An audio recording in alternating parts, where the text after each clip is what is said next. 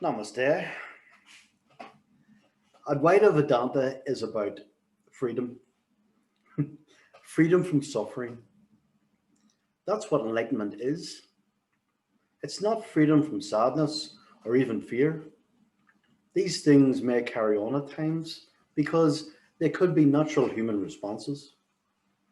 For the enlightened person who is a person, Jnani in Sanskrit, they don't attach suffering to these things.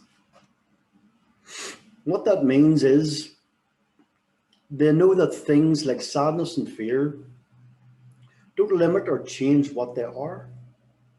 They are always Sat Chit Ananda, existence, consciousness, limitless.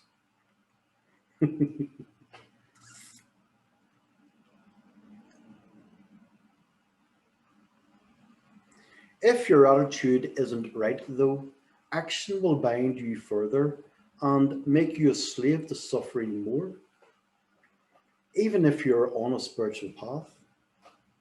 The sadhaka, Sanskrit for one who follows a sadhana, has to not only be taught the correct teachings in that sadhana, but also the correct attitude. They're also to have the correct attitude. Both go hand in hand.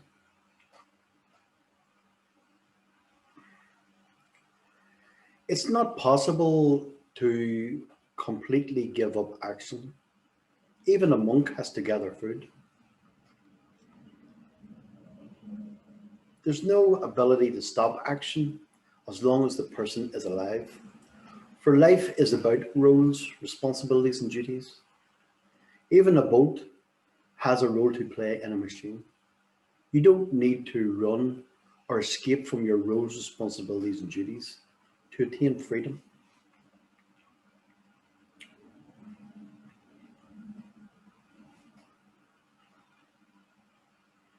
If if you take physical activities out of your life, it won't help contemplation either. It's the likes and dislikes that assault your mind that will hamper this. On the other hand, if you begin to perform actions with a change of attitude towards likes and dislikes, you'll begin to have a contemplative mind.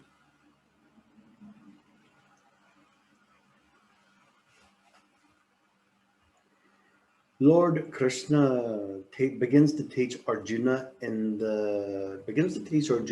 Karma Yoga in chapter 2 of the Bhagavad Gita.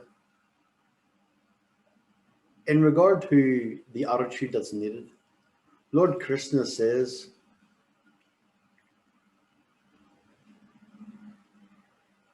you have choice over action,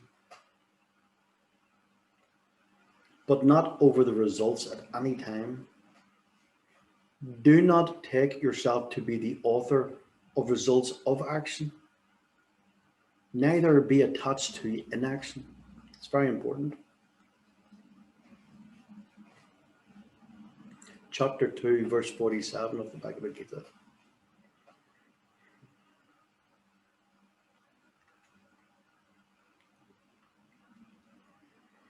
Vedanta teaches that work itself is the privilege and not the results. This has confused some into thinking that a person should work without expecting results, which isn't what's meant.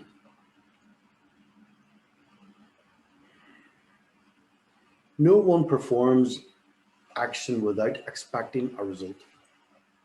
The whole point of action is the goal of a result.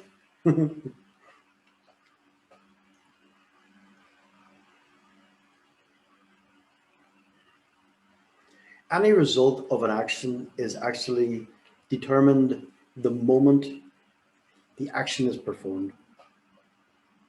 And it's not possible to avoid the karma pala, Sanskrit for fruit of action.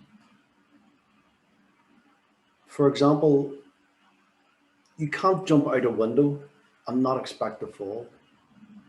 The results of that action, they're beyond your control.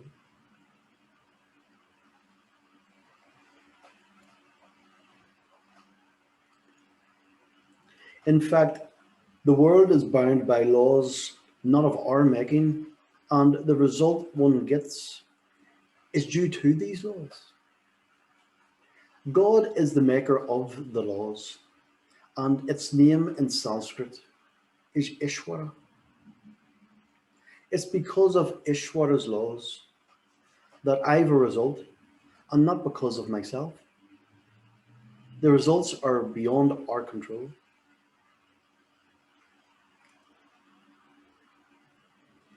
Expecting a result isn't the problem. We're meant to carry out action expecting a result.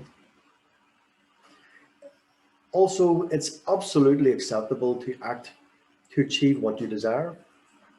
And you can plan and carry out your work for this. But if the result isn't what you wanted, don't react and call yourself a failure, no matter how much you wanted the result.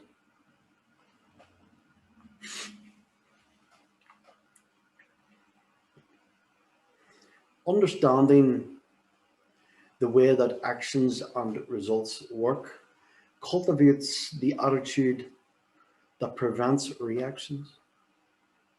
Any result is always within the action in the first place, and the proper result always comes from any action due to the laws governing action.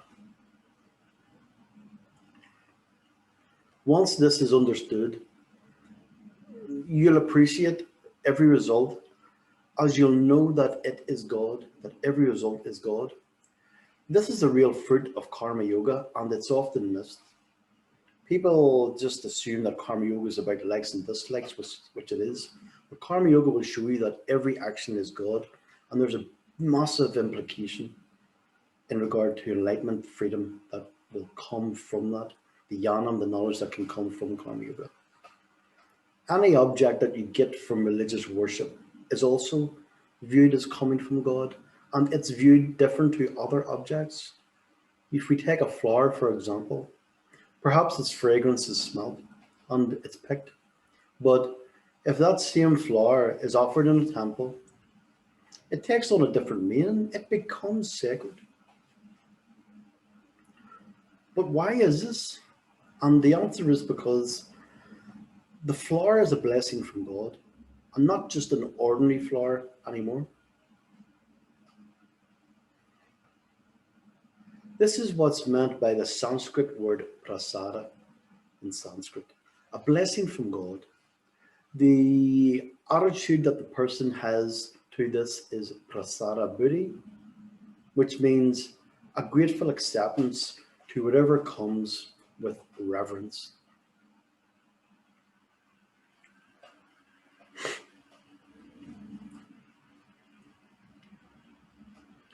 Success and failure are relative, even though the flower remains the same at all times.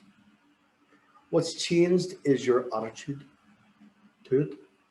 And this is why Lord Krishna tells Arjuna not to run away from battle. It's very important to engage in action. And when the result comes, accept it as prasada. This is what we are to do in life. If you're having challenges right now, this is what you can do right now. It will cultivate strength and reveal peace. So you don't have to run away from yourself or anything else. Life is for living, and we fully engage in life knowing that any result is always prasada, always a gift from God.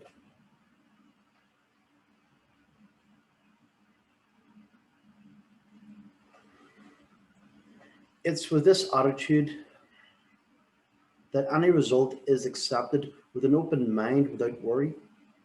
You don't react, even if the results aren't what you expected. The results are always from God.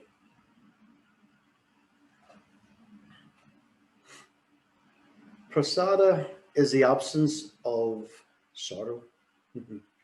And when you accept a situation as prasada, the mind enjoys prasanata, cheerfulness. This is a blessing, or this blessing ensures that likes and dislikes don't cause a reaction in the mind.